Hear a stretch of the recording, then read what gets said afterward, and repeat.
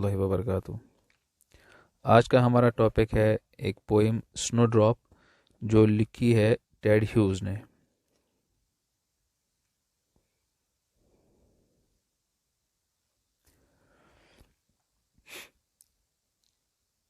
तो Ted Hughes ने जो ये पोइम लिखी है स्नोड्रॉप, ये स्नोड्रॉप एक्चुअली एक फूल होता है जो यहाँ पे आपको पिक्चर दिखाई गई है। ये जो पिक्चर होती, ये जो ये स्नोड्रॉप होता है, इसको उर्दू में कहते हैं हम गुल महताब या गुल चांदनी। ये सफ़ेद फूलों वाला एक पौधा होता है जिस पर फूल चांदनी रात में ही खिलते हैं। इस पर बेल टाइप के जो फूल होते हैं वो उगते हैं, जैसे घंटी नुमा के फूल हैं, ये इस पे उगते हैं।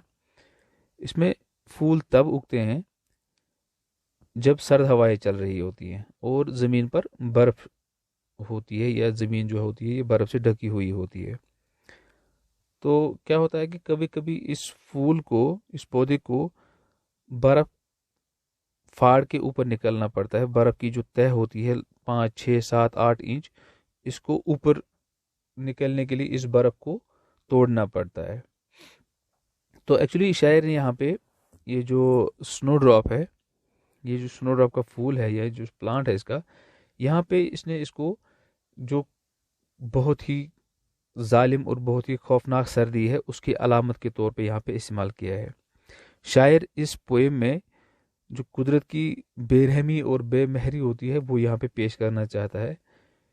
शायर यहाँ पे ये बताना चाहता है कि कैसे जो सर्दी होती है, कैसे बहुत सारे लिविंग एनिमल, लिविंग ऑर्गेनिजम्स, या जो हमारे प्लांट्स होते हैं, एनिमल्स होते हैं, कैसे इनकी जो लाइफ है या इनकी जो मूवमेंट है, कैसे इसको रिस्ट्रिक्ट करता है ये हार्श विंटर। तो कुछ एनिमल्स ऐसे भी होते हैं या कुछ प्लांट्स ऐसे भी होते हैं जो ऑलमोस्ट अपने एंड के करीब पहुंच जाते हैं इस बेरहम विंटर की वजह से। तो कुछ जो एनिमल्स होते हैं या जो बर्ड्स होते हैं, वो नॉर्मल डेज की तरह विंटर के डेज में अपनी मूवमेंट को कंटिन्यू नहीं रख पाते हैं। बहुत ही इनकी जो मूवमेंट होती है, जो इनकी जो हरकतें होती हैं, जो इनका जो उठना बैठना होता है, वो बहुत ही रिस्ट्रिक्ट हो जाता है और वो अपनी अपनी जगहों पे ही वो सिमट के रह जाते हैं।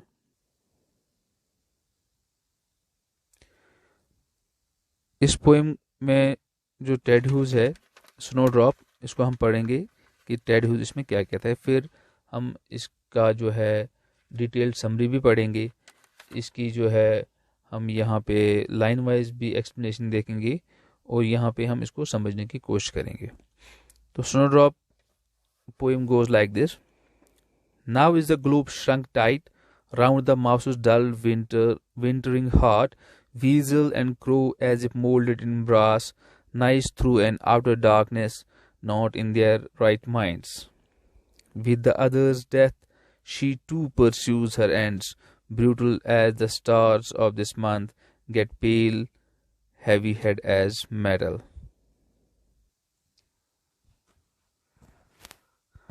तो जो शायर है यहाँ पे कह रहे हैं कि now is the globe shrunk tight। Globe यहाँ पे पूरी, यहाँ पे जो पूरी ज़मीन है, इसको यहाँ पे ग्लोब, ग्लोब को यहाँ पे पूरी ज़मीन के एक अलामत के तौर पे यहाँ पे शायर ने बताया है। तो शायर कहता है now is a globe shrunk tight, यानी कि ये जो ग्लोब है ये सर्दी की वजह से पूरी तरह से सिकुड़ गया है। Round the mouse's dull wintering heart, तो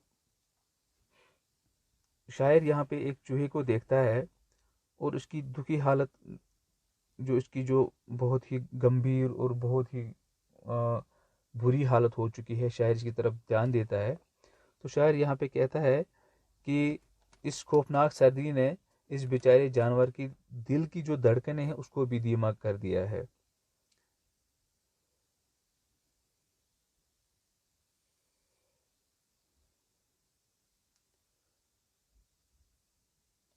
now is the globe shrunk tight round the mouse's dull wintering heart. शायर कहता है कि जो ग्लोब है ये सर्दी की वजह से सिकुड़ गया है। तमाम एक्टिविटीज़ जो इस दुनिया में होती हैं या इस ज़मीन पे होती हैं, सर्दी की वजह से वो पूरी तरह से बंद हो चुकी हैं।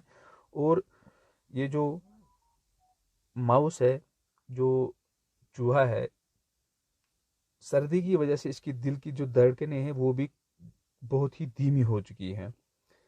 Weasel and crow as if moulded in brass. Weasel and crow weasel and crow as if moulded in brass. Weasel एक तरीके का एक नेवला होता है जिसकी यहाँ पे आपको तस्वीर दिखाई गई है। एंड क्रो, और क्रो होता है जो यहाँ पे आपको पता है कि हमारे जो कौवे होते हैं। खौफनाक सर्दी की वजह से इनकी भी कोई हालत ठीक नहीं है, और ऐसा लगता है जैसे वो किसी मेटल के बने हुए हों। यानी कि उनकी जो एक्टिविटी है, जो इनकी जो हरकत है, जो इनकी जो मूवमेंट है, वो भी पूरी तरह से बंद हो चुकी है। सर्दी, जो ठुठरा देने वाली सर्दी है, उसने इनकी मूवमेंट को पूरी तरह से महदूद करके रखा हुआ है। वो खुले आसमान के नीचे मुश्किल ही से कोई हरकत कर सकते हैं।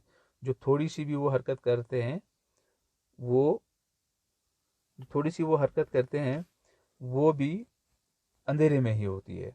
यानी कि nice through an outer darkness, not in their right minds. यानी कि जो थोड़ी सी वो हरकत करते हैं वो बिल्कुल डार्कनेस में करते हैं, और उनकी जो जो वो अंधेरे में हरकत करते हैं, तो जो थोड़ी बहुत वो हरकत करते हैं वो सिर्फ अंधेरे में ही होती है, क्योंकि अब दिन के वक्त भी अंधेरा ही रहता है, सूरज बड़ी मुश्किल से ही दिखाई देता है। Not in their right minds, with the other deaths, she too pursues her ends, brutal as the stars of this month, her pale head heavy as metal। तो इतनी सर्दी है, अंधेरा है, सूरज बड़ी मुश्किल से ही दिखाई देता है। इतनी सर्दी की वजह से ये जो जानवर हैं बेचारे अपनी होश हवास में नहीं रहते हैं। वो सोच ही नहीं पाते हैं कि वो क्या करें और वो अपने लिए कहाँ पे वो जगह ढूंढें, और वो दूसरे जानदार चीज़ों को मरते हुए देखते हैं, और उन्हें डर लगता है कि वही बात उनके साथ भी कहीं ना हो जाए।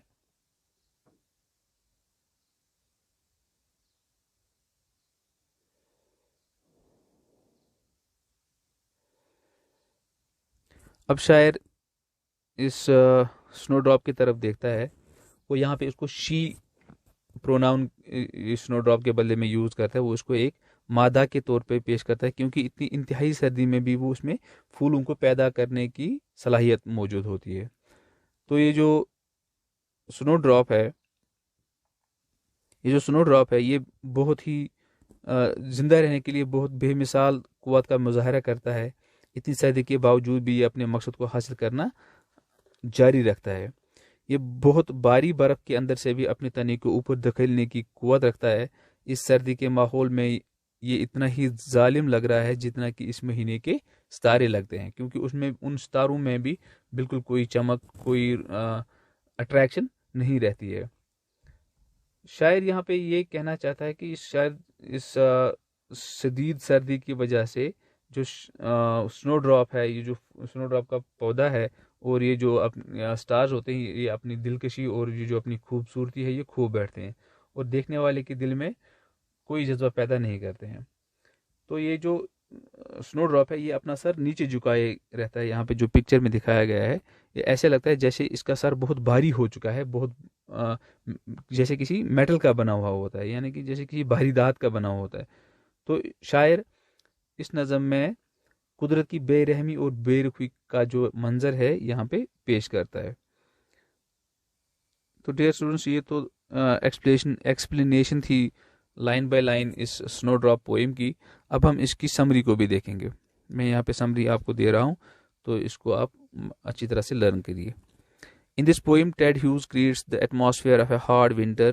He uses images of nature to portray the tough and brutal feeling that a severe winter brings. The whole world seems to have shrunk tight.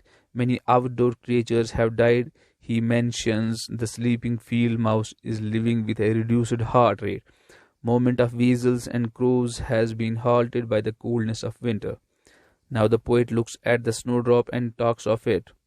He calls it a she because it has the marvelous ability to bear flowers in such cold even. The snowdrop shows exceptional powers of survival in spite of such cold. It keeps pursuing its ends. It can push its stem up even through the thick snow. It seems as brutal as the stars of this month. The stars in this wintry month don't have any charm and arouse no emotions in the observer's heart. Similarly, the snowdrop with its drooping head fails to produce any emotion in the beholder. The flower has a pale, heavy head which keeps drooping as if made of some metal. तो I hope आप लोगों को ये poem अच्छी लगी हुई होगी, आप लोगों को ये समझ में आ गई होगी। अगर आप लोगों को एज़ यूजुअल मैं बार बार यही कहता हूँ, कहीं पे कोई अंडरस्टैंडिंग में कोई प्रॉब्लम होगी तो प्लीज़ आप मुझे कमेंट करके या फ़ोन करके बता सकते हैं। Thank you so much.